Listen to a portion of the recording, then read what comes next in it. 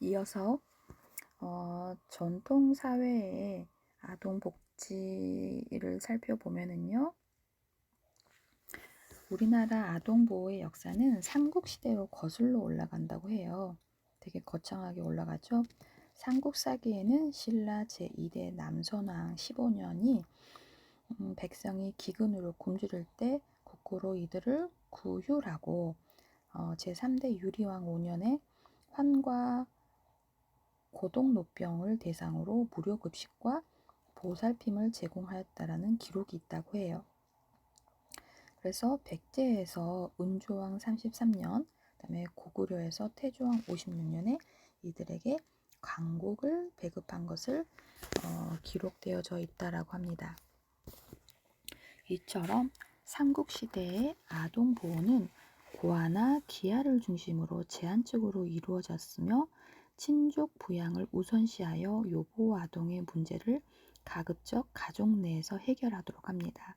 국가는 자연재해와 같은 위기 상황에서 일시적으로 고아들을 대상으로 구제 정책을 실시하고 민간 차원에서 고아를 노비나 양자로 들이는 방법으로 구제가 이루어지게 됩니다.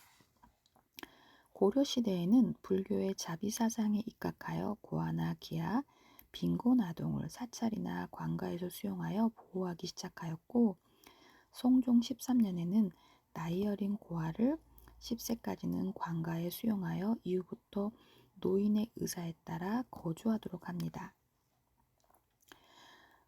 이는 오늘날의 고아원과는 거리가 좀 멀지만 우리나라 수용보호 사업의 시초라고 볼 수 있어요.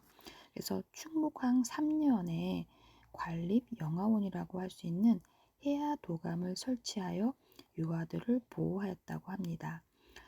전쟁과 흉년으로 인해 발생한 고아나 걸식 아동을 승려나 사역성으로 양성하거나 민가에서 양자나 노비로 삼는 민가 수양도 이루어지게 됩니다. 조선시대 현종 2년에 유기된 아동을 대상으로 민가 수양을 실시하게 되는데요. 아동이 10세에 이르면 그 아이를 양육한 자로 하여금 사역할 권리를 갖게 됩니다.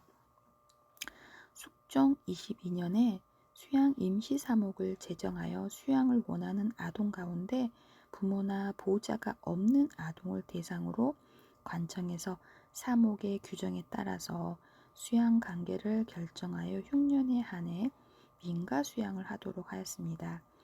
이와 같은 민가 수양 제도는 오늘날의 입양 제도와 유사한 것으로 시설보다는 가정 양육을 우선시하는 현대사회의 아동복지 이념과 일맥상통하는 것입니다. 정조 7년에는 자율전칙이라는 법령을 제정하여 유기 아동이나 불황걸식 아동들을 민가나 관가에 수양하는 것을 제도화하였고, 이러한 관행들은 요보 아동의 구제에서 가족뿐만 아니라 관의 개입이 필요함을 인정한다고 볼 수 있고요. 전통사회에서 우리나라의 아동 보호는 어디까지나 요보 아동 중심의 일시적인 구제책이 주를 이루었고, 관에 의해 주도적으로 이루어지기보다는 민간 차원에서 이루어진 경우가 많다고 볼 수 있습니다. 근대사회의 아동복지를 살펴보면 우리나라의 아동복지의 발전에는 외국 선교사들이 기여한 바가 큽니다. 그래서 1854년 파리 외방정교회의 신부가 조선 영예로 설립하면서 버려진 아이들을 교회 집에서 위탁 양육하는 최초의 아동복지 사업을 시작하게 됩니다. 그래서 1885년에 프랑스 신부가 영예원이라는 고아원을 설립하면서 23명의 고아를 돌보기 시작하는데요. 이는 우리나라 최초의 근대적 의미의 아동복지시설이라고 볼 수 있습니다. 고아원을 운영하는 과정에 어려움이 많아서 프랑스 성형외 본부의 수녀들은 파견을 요청하고 1888년 4명의 수녀가 최초로 서울에 도착하고 그 후로 이제 성 바오로 수녀회 그 운영을 맡게 합니다. 그래서 그 수녀들은 종영, 그러니까 지금의 명동이죠.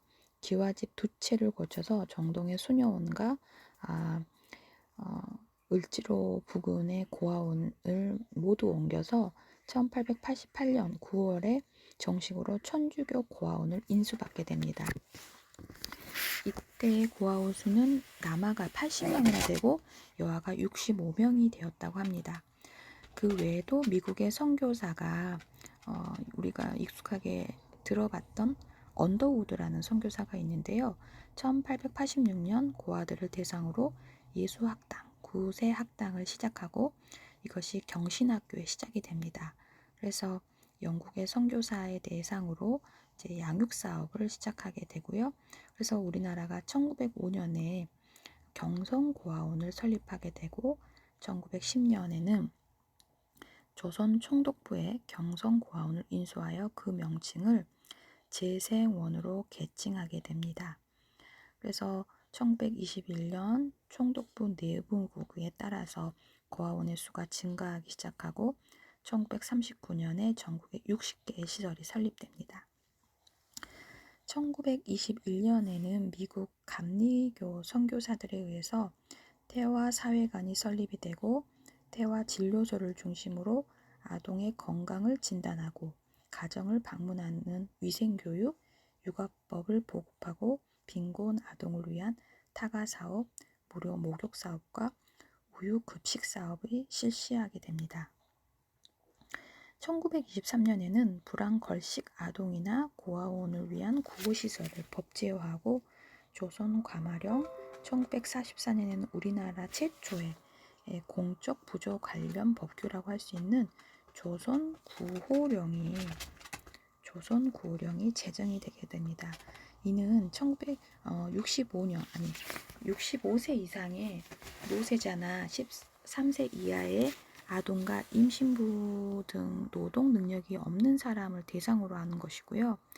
이들 법령은 사회복지법 관점의 법령이라기보다는 일제시대 식민지 정책의 일환으로 사회 통제 목적으로 제정이 된 것입니다. 더구나 전쟁으로 인해서 법령은 목록적인 것에 불과했기 때문에 실제 구호 활동은 제대로 이루어지지 못했다고 볼 수 있습니다. 그래서 한편 이 시기에 공적 차원의 구호 활동보다는 아동의 권리 향상을 위한 민간 차원의 운동이 활발하게 전개가 되는데 소년 단체를 조직하고 이를 기반으로 아동의 성장이라든지 발달에 장애가 되는 요인을 제거하고자 하는 소년 운동이 활발하게 전개가 됩니다. 그 대표적인 것으로 천도교의 소년 운동을 둘 수 있고요. 천도교 소년회를 중심으로 발족한 조선 소년 운동 협회에서는 우리나라 최초의 아동 권리 선언이라고 할 수 있는 어린이 권리 공약 3장을 발표하게 됩니다. 이러한 소년 운동은 어용단체의 출현과 내부의 계파 분열로 인해서 1930년대에 들어와서 이제 없어져 버리고 소멸되게 됩니다.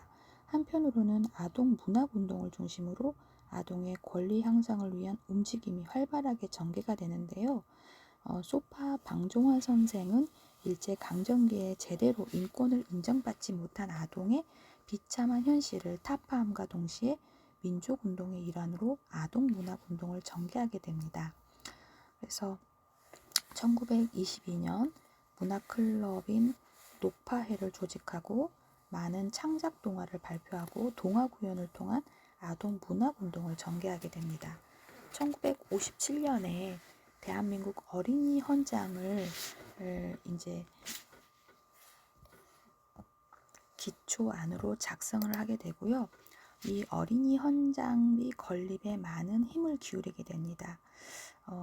동시에 발전의 선구자적인 역할을 한 대한민국 어린이 헌장을 기초하는 데 큰 역할을 하게 되는데요. 잡지에도 윤석중의 꽃길 등에 발간을 하여서 동요 창작이라든지 보급에 힘썼고 아동연구소를 설립하게 됩니다. 색동의 창단, 그 다음에 그런 동요단체 이런 것들을 조직하면서 동요를 창작하고 보급하게 되는 아동 문화운동을 시작하게 됩니다. 그래서 현대사회로 와서 아동 복지에 대한 파트를 살펴보면 해방 이후 현재까지 아동 복지의 발달 과정은 1961년 이후 아동복리법 제정과 1981년 그리고 2000년, 2011년 세 차례에 걸쳐서 전면 개정이 되게 됩니다. 그래서 아동복지법과 아동 관련 법안의 제정 및 개정을 중심으로 다음과 같은 것들을 구분할 수 있는데요. 그게 첫 번째가 사회구호적인 복지 단계. 그래서 해방 이후부터 60년대 사이에 어떤 흐름이 있었는지를 살펴보면은요. 60년대까지 아동복지는 사회구호적인 복지의 특성이 강하다고 앞서 말씀드렸고요. 이 시기에 대한민국 정부가 수립이 되고 헌법은 제정이 되었으나 아동복지와 관련된 법은 일제강점기나 미군정 시대의 것을 답습하는 시대라고 볼 수 있습니다. 그래서 아동복지 사업은 전쟁고아라든지 극빈아동, 기아, 미아를 대상으로 민간기관이나 외국 원조를 주요 재원으로 한 구호 사업이 주를 이루게 됩니다. 한국전쟁은 전후하여 요보 아동을 위한 복지는 시설 수용을 보호를 중심으로 이루어지고 1945년에 42개소였던 아동시설은 1959년 475개소로 증가하게 되고요. 이처럼 수용시설 수와 수용되는 아동의 수는 증가하였으나 수용시설의 질은 열악한 상태였다고 볼 수 있습니다. 그래서 1950년대 후생시설 설치 기준을 마련하여 모든 시설의 설비를 강화하고 촉구하게 되는 부분이고 교육법이라든지 1953년에 근로기준법 같은 것들이 이제 체계를 갖추기 시작하면서 초보적인 규정과 사업을 선보이게 됩니다. 국가 주도적인 전문적 아동복지 서비스가 이루어졌다고는 볼 수 없지만 기독교 아동복리회, 선명회, 월드비전 이런 민간기관이나 외국 원조를 중심으로 한 요보 아동을 위한 구호 사업이 주를 이루게 됩니다. 이러한 특성은 혼혈 아동을 위시한 고아 해외 입양 사업 등을 그대로 드러낸다고 볼 수 있는 거고요. 전쟁 고아들에 대한 정부의 책임 회피와 우리나라의 혈통 중시 사상이 맞물려 홀트 아동복지회나 국제사회 봉사 등을 중심으로 고아 해외 입양 사업이 활발하게 전개가 됩니다. 홀트 아동복지회는 1955년에 8명의 고아를 입양하면서 1956년 홀트 양자회를 설립하는 것으로 시작이 됩니다. 1972년에 이제 홀트 아동복지회로 개칭이 되면서 국내외 입양 문제뿐만 아니라 장애인 관련 업무, 미혼모 상담 업무, 다양한 복지 서비스를 병행하게 되고요. 1957년 5월 5일에 한국동화작가협회에서 기조한 대한민국 어린이 헌장이 선포됩니다. 어린이 헌장의 이념은 아동복지 정책에 반영되지 않았지만 아동 애호사상의 함양에 정부가 앞장섰다는 점에서 그 의의를 찾아볼 수 있습니다. 선별을 했다는 것을 살펴보면요. 아동복리법이 1961년에 제정되고 1980년대까지에 대한 선별주의적 복지 단계로 볼 수 있는데요. 아동복리법은 일제강점기에 조선 감화령과 조선 구호령을 기초로 제정이 되었고 1952년에 발족한 아동복리위원회 아동복지기초분과위원회를 구성하고 보건사회부의 동법의 입법화를 건의한 것이 모태가 됩니다.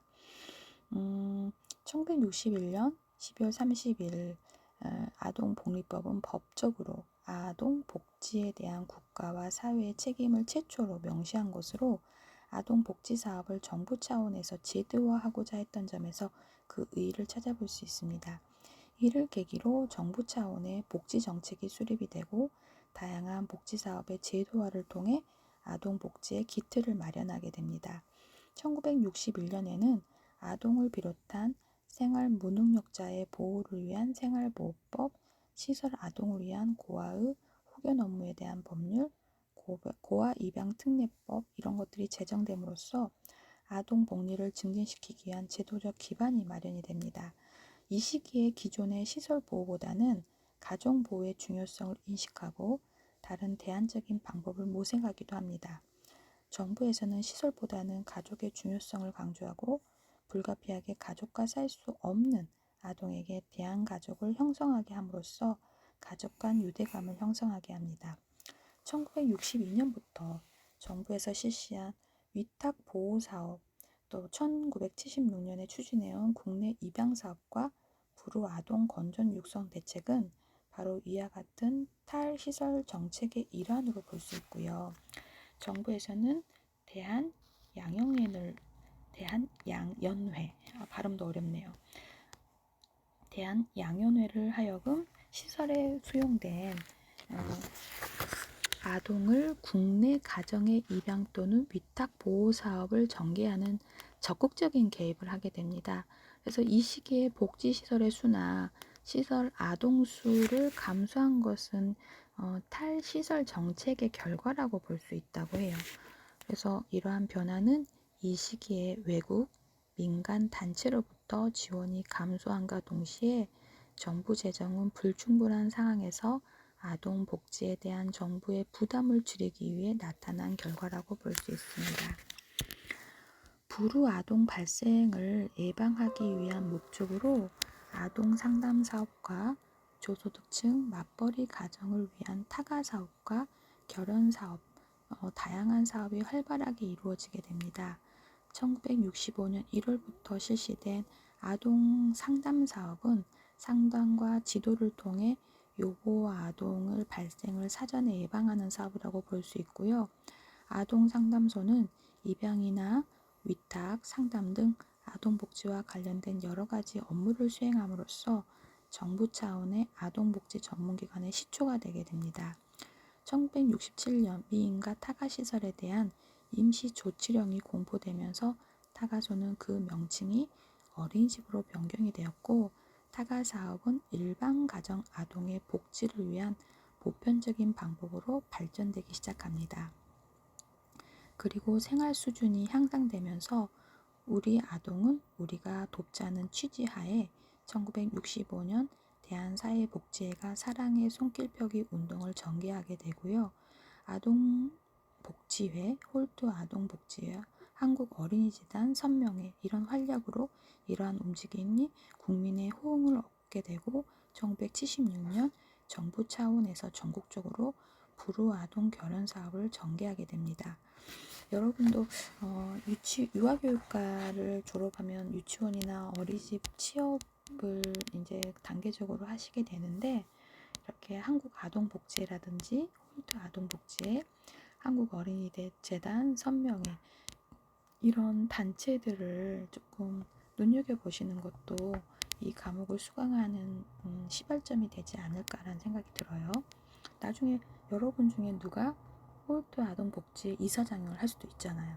그래서 이런 부분들도 토론을 계기로 아니면 어떤 기사가 매개체가 돼서 저번에 어떤 학생하고 통화했을 때 저는 이 과목이 학부 때 되게 재미없었던 지금도 제가 책을 그냥 딱딱하게 리딩하고 있는 부분이 있지만 어떤 학생은 이 과목이 재밌다라고 말씀을 하시는데 저는 이 과목을 하면서도 지금 우리가 시대적인 흐름에 이 복지라든지 권리라든지 이런 부분을 그때도 무심했지만 지금도 많이 무심한 건 아닌가라는 반성적인 사고를 하는 부분도 있는데 흥미로워하는 학생이 있다는 거는 지금 우리가 되게 시대적인 흐름을 잘 따라가고 있다고 볼 수 있거든요. 그래서 한국 아동복지회, 홀트 아동복지회, 한국 어린이재단 이런 단체도 협회도 관심을 가져서 여러분들의 활약을 조금 시선을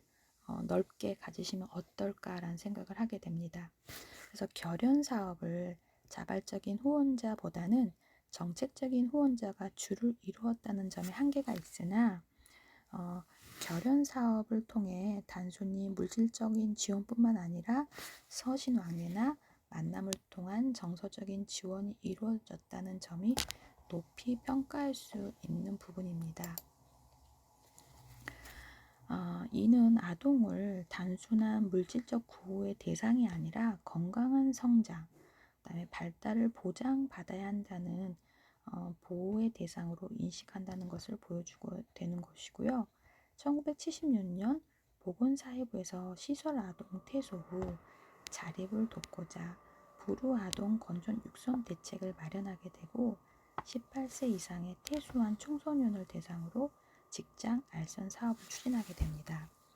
이 시기의 아동복지는 국가가 그 책임을 인식하게 되고 18세 미만의 요보 아동을 대상으로 한 선별적인 복지라는 점에서 한계가 있습니다.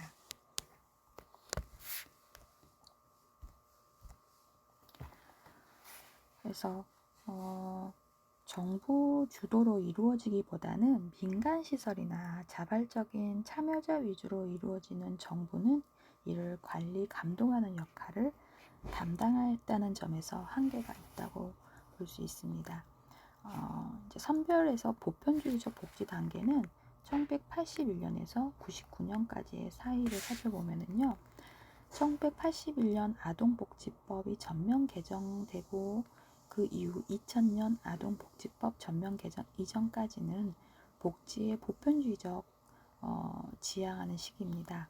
1961년 아동복리법이 한국전쟁 전후의 전쟁고와 빈곤 아동 등 요보 아동을 구제하기 위한 목적으로 제정된 것이라면 1981년에 아동복지법은 아동복지의 대상을 요보 아동에 국한시키지 않고 모든 아동으로 규정함으로써 아동복지의 보편주의를 표방하는 것이라고 볼 수 있습니다. 이 시기에 산업화 과정에서 나타나는 가족 해체에 따른 자녀 양육 문제나 맞벌이 가족의 자녀 양육 문제가 중요한 이슈로 부각이 되고요.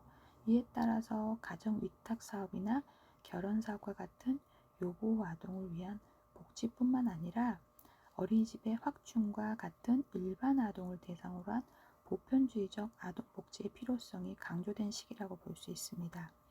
이 시기에 1982년 유아교육진흥법을 제정하고 1986년 모자복지법이 제정이 되면서 1987년 청소년 육성법, 1991년 영유아 보육법 제정, 1999년 청소년 보호법이 제정되면서 다양한 종류의 아동복지 관련 법률이 제정이 됩니다.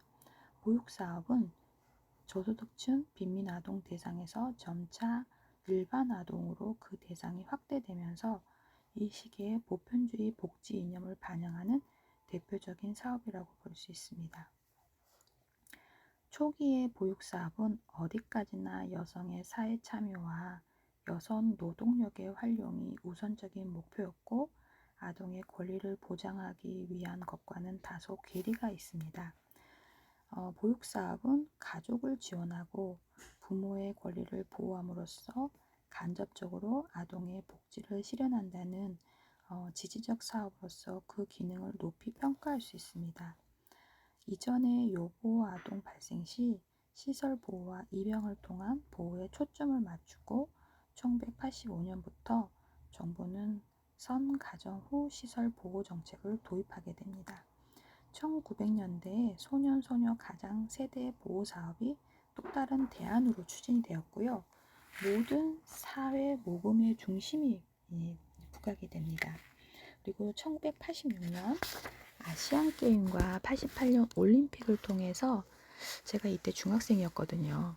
여러분 태어나기 이전이죠. 해외 입양의 문제점이 지적이 되면서 왜냐하면 이제 전 세계적으로 올림픽은 글로벌 스포츠 대전이기 때문에 이제 해외 입양 수출하는 그런 오명이 이런 것들이 있었기 때문에 해외 입양의 문제점이 지적되면서 국내 입양의 활성화와 아울러 입양의 대안으로 가정 위탁 보호 사업이 활성화되기 시작합니다. 이 시기에는 아동학대에 대해서도 사회적 관심을 보이기 시작하고 학대 피해 아동을 구제하기 위해서 1979년 한국사회복지협회에서 아동학대 고발센터를 설립하고 1983년에는 한국어린이보호회에서 어린이 상담 전화를, 1985년에는 서울시립 아동상담소에서 아동권익보호 신고소를 설립하고 사회적 무관심에 대한 부분으로 이제 활성화되지는 못했다고 해요. 그래서 한국복지재단에서 전국적으로 아동학대 신고 전화를 개설한 게 1989년이 되고 24시간 아동학대 신고 상담 전화 일시보호 시설을 개설하고 운영하게 되는 것은 1922년이라고 합니다. 1922년에 1999년으로 돌아가서 아동학대 예방 사업을 통해서 학대 피해 아동에 대한 격리보호와 의료 서비스는 물론 그들의 가족을 대상으로 상담과 부모 교육 등을 실시함으로써 아동학대 문제에 효과적으로 대처해 나갈 수 있도록 지도하고 아동학대 관련 조항이 포함된 아동복지법 개정안 서명운동을 전개함으로써 2000년에 아동복지법을 개정하는 데 큰 영향을 미치게 된다고 합니다. 그래서 우리나라가 1990년 9월 25일 날 UN 아동권리협약에 서명하면서 11월 21일을 기준함으로써 91년도부터 UN 아동권리협약 당사국이 되게 되고 94년에 아동권리에 대한 국가보고서를 유엔에 제출함으로써 우리나라도 국제 수준의 아동복지를 시행해야 하는 단계에 이르게 됩니다. 이때가 1991년 협약을 맺고 보고서는 94년에 제출하는 단계에 이르렀다라는 흐름만 이해하시면 될 것 같습니다. 그래서 권리지향적인 복지 단계를 살펴보면은요, 2000년에 아동복지법 전면 개정 이후에 이제 문재인 정부 이전까지 복지 대상의 선별적 보편성 문제에 나아가 아동학대나 안전과 같은 전반적인 아동의 권리가 중요한 사회적 이슈로 등장하게 됩니다. 그래서 2004년에 영유아보육법이 30조에 근거하여 보육 서비스의 질적 향상을 도모하기 위한 어린이 평가 인증 제도라는 것들을 도입하게 되면서 그 근거를 마련하게 되고 평가 인증 사업을 한국여성개발원에 위탁하게 됩니다. 2005년도에는 어린이집 평가 인증 시범 운영이 실시되었고 2006년도에 평가 인증 사업을 육아정책개발센터에 위탁하여 평가 인증 사업을 확대 실시하고 2010년부터는 한국보육진흥원에 위탁하여 평가 인증 사업을 실시하게 됩니다. 그래서 지금 여러분한테는 그닥 와닿지는 않겠지만 이제 유치원으로 가실 때는 이 시스템은 아니고 보육시설인 어린이집에 근무를 하시게 되면 3년마다 한 번씩 받게 되는 평가 인증제에 이제 교사로서 근무하시게 되면서 그런 준비를 하시게 되면 이 평가 인증이 무엇인지 알 수 있을 것입니다.